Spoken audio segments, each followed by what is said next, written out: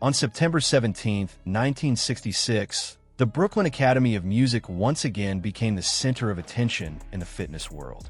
The second edition of Mr. Olympia was taking place, full of excitement and high expectations for the future of professional bodybuilding. But this was more than just a contest. It was a chance to turn athletes into legends. The event was already building a tradition, and the stage, once seen as a bold experiment, was now respected as sacred ground by fans of the sport.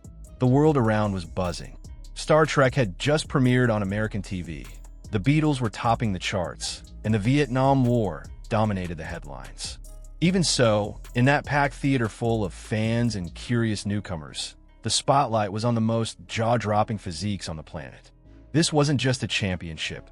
It was a full-blown spectacle, and everyone there could feel they were witnessing something special.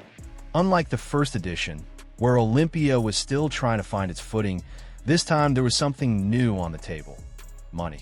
For the first time, the winner would take home a cash prize, $1,000. It may not sound like much today, but back then it was a big deal. It sent a clear message. Bodybuilding was stepping up from a passionate hobby to a legitimate career path. That cash prize changed everything. It not only motivated the athletes, but also caught the attention of the media and sponsors. Joe and Ben Weider, the masterminds behind the IFBB, understood that if they wanted to grow the sport, they had to treat it like a serious business. And offering prize money was a key step in that professional evolution. Choosing to keep the event at the Brooklyn Academy of Music in New York was also a smart move. The city was a cultural powerhouse, full of diversity and media buzz. And the Academy, with its tradition and structure, added a touch of prestige to the whole thing. It was the perfect combo of old-school charm and modern energy, a place worthy of crowning the best physiques in the world. The crowd was a show in itself. People from all across the U.S. and even overseas packed the venue to see their heroes live. Many of them had only seen these athletes in magazines. Now they were right there in front of them under the lights, striking perfectly choreographed, explosive poses. Olympia was turning into a full sensory experience. Seeing Larry Scott, Harold Poole, Sergio Oliva, and Chuck Sipes live, going head-to-head for glory, this edition was way more than a competition. It was a historic moment that cemented Olympia as the top stage in the bodybuilding world. And the journey was just getting started. Way before the Mr. Olympia competitors even stepped on stage, that night had already carved its name in bodybuilding history. The 1966 event was designed to be a full-blown celebration of physical culture, bringing together three of the biggest contests in the world in one single night: Mr. America, Mr. Universe, and Mr. World. It was a festival of muscle, sweat, and charisma, and the crowd knew they were about to witness something once in a lifetime. The evening kicked off with a Mr. America competition won by Chet Yorton, known as the father of natural bodybuilding. With his dense physique and powerful look, he earned the title fair and square. Then came Dave Draper, the blonde bomber, who took the Mr. Universe crown with his perfect mix of size, symmetry, and Hollywood-level presence. The crowd was already going wild, and the main event hadn't even started yet. But the most iconic moment of the night might have been Sergio Oliva's win at Mr. World. Still mostly unknown to the general public, the Cuban amazed everyone with his massive frame and almost unreal proportions. His debut marked the beginning of a journey that would change bodybuilding forever. When he stepped on stage, the crowd went silent, like they all instinctively knew they were witnessing something extraordinary. And in between the titles and trophies, the entertainment didn't stop. Chuck Sipes, besides competing, put on a raw-strength show, bursting hot water bottles, bending iron bars, and breaking chains with his bare hands. It was more than just fun. It was proof of what the human body could do when pushed with discipline and grit. The crowd roared with cheers, whistles, and jaw-dropped applause. The atmosphere inside the theater was electric. Over 2,000 people packed the seats, erupting with every pose, every announcement, every movement. Some couldn't even get in and waited outside, just hoping to catch a glimpse of their idols as they walked out the backstage door. It felt like a rock concert, but with biceps and granite hard abs. That perfect blend of tension and entertainment was part of the Weider brothers' genius. They understood early on that for bodybuilding to be taken seriously, it had to dazzle people beyond just muscle. Mixing art, technique, strength, and showmanship turned that night into a true sports masterpiece. A moment when bodybuilding proved it could be just as thrilling as any major cultural event. The most anticipated moment of the night had finally arrived.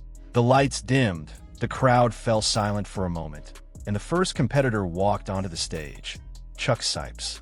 No, not just for his jaw-dropping physique, but also for his raw strength, he did not disappoint. With dense muscle, textbook symmetry, and razor-sharp definition, Sipes wowed the audience. At any other show, he might have walked away with an easy win. But tonight, he was facing titans. Next up was a name that wasn't a legend just yet, but the buzz around him was loud. Sergio Oliva.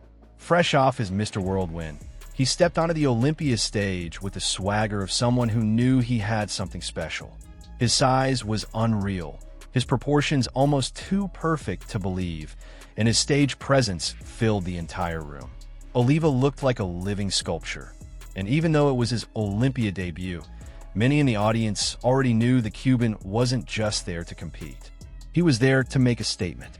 Then came Harold Poole, and he came in hot. Runner-up the year before, he returned in 1966 looking even better, bigger, sharper, and carrying himself like a seasoned pro. The crowd went wild when he hit his signature crab most muscular pose. There was something magnetic about his routine, like every move was perfectly choreographed to draw you in. Poole looked ready to flip the script and grab the title that had slipped through his fingers last time. But the biggest roar of the night came with the final competitor, Larry Scott. The moment the announcer said his name, the crowd erupted. Larry took his time, keeping the suspense alive. When he finally stepped out, it was like a movie star had arrived. His smile, his charm, and of course, his legendary arms instantly lit up the theater. Every movement was smooth and deliberate, like he knew exactly what the audience came to see and delivered it with flawless precision. Each of the four athletes brought their own vibe. Chuck Sipes was the solid technician, Sergio Oliva the rising phenomenon, Harold Poole the explosive warrior, and Larry Scott the charismatic icon. They each represented a different style of bodybuilding, and that stage was the arena where those styles would battle out for glory. The audience was locked in. With every pose transition, the tension built. Some were rooting for Poole, impressed by how much he'd improved. Others were stunned by Oliva's freaky new physique. Some admired Sipes' rugged look. But most of the crowd, they were there for Larry Scott. This contest wasn't just about symmetry or size. It was about emotion, presence, and the connection each athlete had with the people watching. After those electrifying solo routines, the judges threw a curveball. They called for a group pose down. For the first time in Olympia history, all the competitors would pose side by side. That decision turned the night into a visual war zone. No more intros, no solo spotlight, just raw, head-to-head competition. It was every man for himself under the same blinding lights. Chuck Sipes, Sergio Oliva, Harold Poole, and Larry Scott returned to the stage and lined up. Shoulder to shoulder, they showed everything they had. Every pose was a challenge, a call for the judges and fans' attention. The cameras flashed nonstop. The crowd roared from every corner. Fans could finally compare their favorites with their own eyes. Every bicep, every chest striation, every detail was on display. Larry Scott, ever the tactician, knew exactly what to do. Under the guidance of his coach and mentor Vince Garanda, he moved with cold precision. He positioned himself right next to Sergio Oliva, fully aware that this was the comparison that mattered most. And it was in that contrast where he had to shine. While Oliva stunned the crowd with sheer mass, Larry answered with finesse, control, and picture-perfect symmetry. It was like watching a clash of two bodybuilding eras. The tension in the room was off the charts. The judges were locked in, scribbling notes, quietly debating. The crowd shouted names, trying to sway the outcome. You could feel the adrenaline pulsing through the air. The athlete's intensity fed off the energy of the crowd, turning the moment into something raw, thrilling, and totally unpredictable. This was more than a muscle contest. It was about psychology, presence, strategy, and heart. Even though he was heavier than the year before, around 215 pounds, Larry Scott knew he wasn't as shredded. He'd admit himself later on. Still, his blend of charisma, experience, and flawless presentation gave him the edge. He made up for every weakness with an even stronger strength, and in a competition this tight, that made all the difference. On the other side, Sergio Oliva was proving to be a real threat. With mind-blowing size and crazy proportions, he was already making the judges take a much closer look.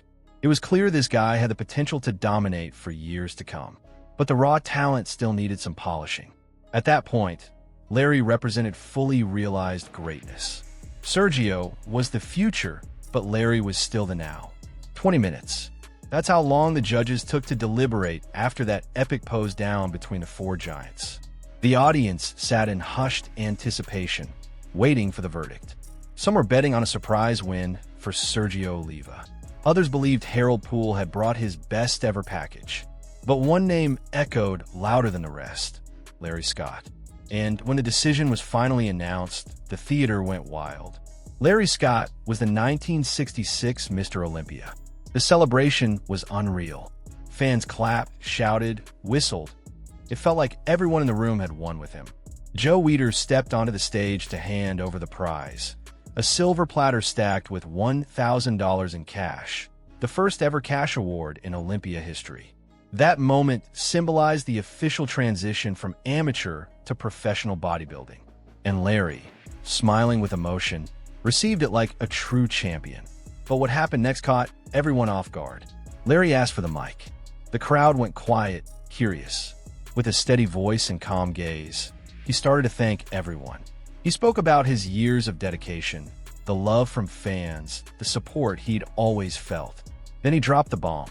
This would be his last competition. He was retiring from the stage. He said he was about to get married, and it was time to make room for the next generation of champions. The impact was instant. People in the audience yelled, "No, Larry!" Some stood frozen in silence. Others cried. It felt like an era was ending right there, under the still bright lights, with emotions running high.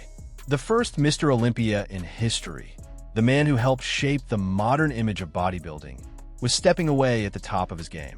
Larry Scott wrapped up his speech with class and gratitude. He thanked the crowd one more time, struck his iconic biceps pose one last time, and walked off the stage slowly, receiving a standing ovation. There was no bitterness, only respect. He was leaving the arena the way every athlete dreams of, on top, loved, and fully aware of the legacy he'd built. It was the end of a chapter, but the beginning of something even bigger for the sport.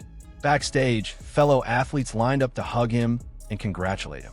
Fans tried to get one last autograph, and Larry, calm as ever, greeted them all with humility. The curtain had fallen, but his glow was still very much alive in the hearts of everyone who witnessed that moment. That night wasn't just about a title, it was a rite of passage. Olympia had lost its first competitive icon and gained its first eternal legend. But while the crowd was still buzzing over Larry Scott's farewell, a totally different vibe was settling in behind the scenes. The celebration started giving way to tension. Harold Poole and Sergio Oliva were clearly frustrated with the outcome.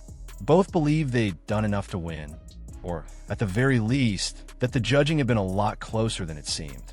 Whispered words like unfair started making the rounds backstage. Poole and Oliva's main suspicion? That Joe Weider, the mastermind behind the event and a major power player in the bodybuilding world, had favored Larry. Rumor had it Scott was already being lined up for a European tour, and his win at the 1966 Olympia was part of that bigger marketing plan. For Poole, who was on the rise, and for Oliva, fresh off his Mr. World victory, it felt like a punch to the gut.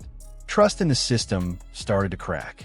Even Larry Scott picked up on the tension, and he wasn't comfortable with it. In a move that felt like both transparency and self-defense, he asked to see the scorecards. He wanted to be absolutely sure he'd won fair and square. Joe Weider didn't hesitate. He showed him every single ballot.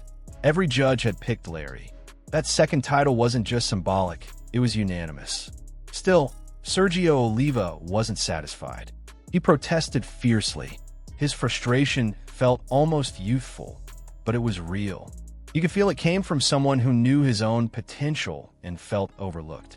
To him, the future had already begun that night, and maybe, deep down, it was hard to accept that his time hadn't arrived just yet. His reaction was intense, but it also revealed the fire that would soon make him a legend. In contrast, Chuck Sipes handled it with maturity and class. Even though he didn't take the title, he was direct in his assessment. Larry deserved to win. No sarcasm, no excuses, just a simple, powerful gesture that brought balance to the moment. In the middle of all the emotion, Sipes showed that losing with dignity is its own kind of greatness.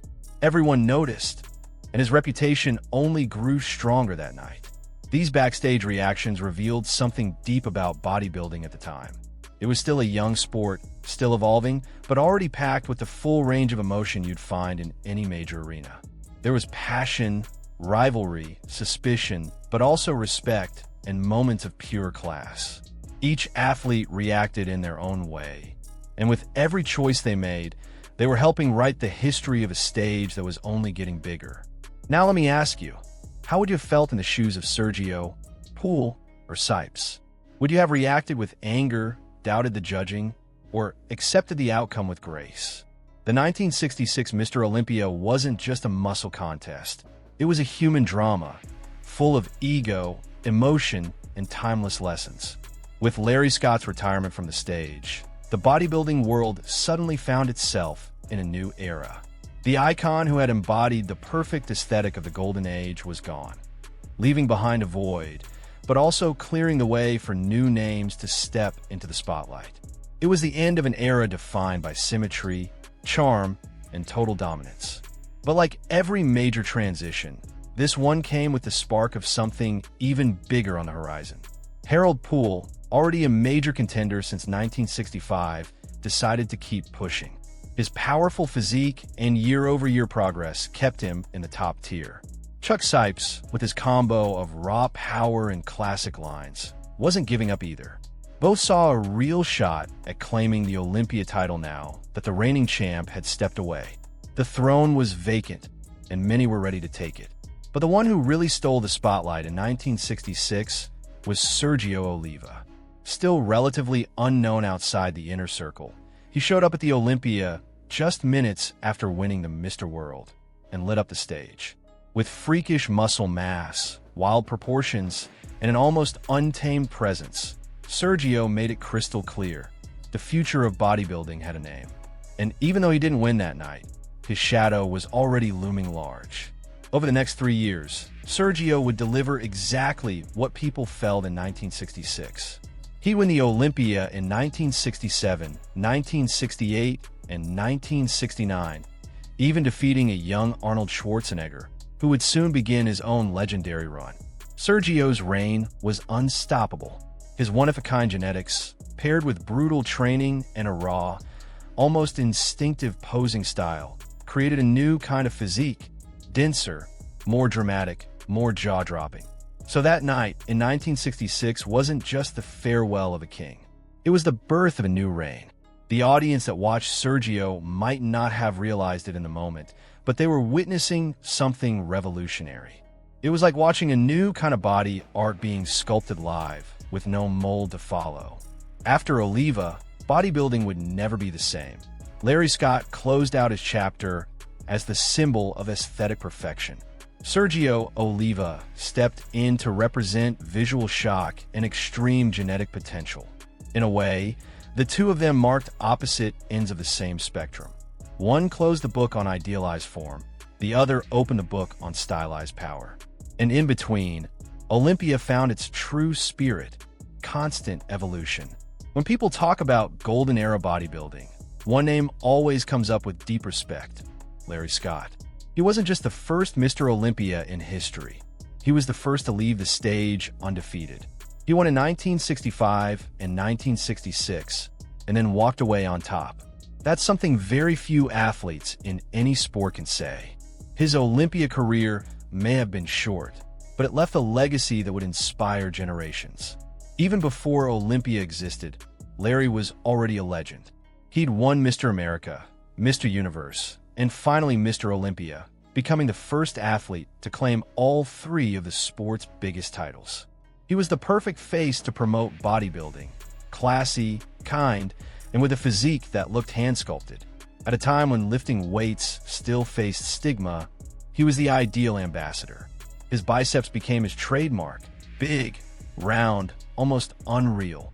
So iconic, in fact, that one of the exercises he helped popularize still carries his name to this day. The Scott curl, that classic preacher bench curl. Thousands of bodybuilders around the world still do it, chasing the same kind of peak Larry showed off with perfection. But Scott was more than just muscle. He embodied that rare balance between aesthetics, technique, and charisma. It was never just about size. It was about lines, proportions, flow in his posing, and deep respect for the sport. His calm, disciplined personality offstage contrasted with his commanding presence on it. He didn't dominate by shouting. He captivated through elegance and sheer visual impact. His decision to retire at the top after his second win only made his legend stronger. Instead of waiting to be beaten, he chose to leave while on top. It was rare, bold, and classy. And instead of watching his decline, we're left with the eternal image of a standing ovation, a calm smile, and a champion holding his trophy high. He became a crystal-clear snapshot of perfection. Larry Scott helped turn bodybuilding into a respected and admired spectacle. He showed that muscles could be art and discipline could be inspiring. To this day, many still call him the Golden Boy, not just because of how he looked, but because of what he represented. The purest, most classic version of bodybuilding's beauty. Even though Larry took home the trophy, three other names that night wrote stories that went way beyond the stage. Harold Poole, for example, was far more than a runner-up.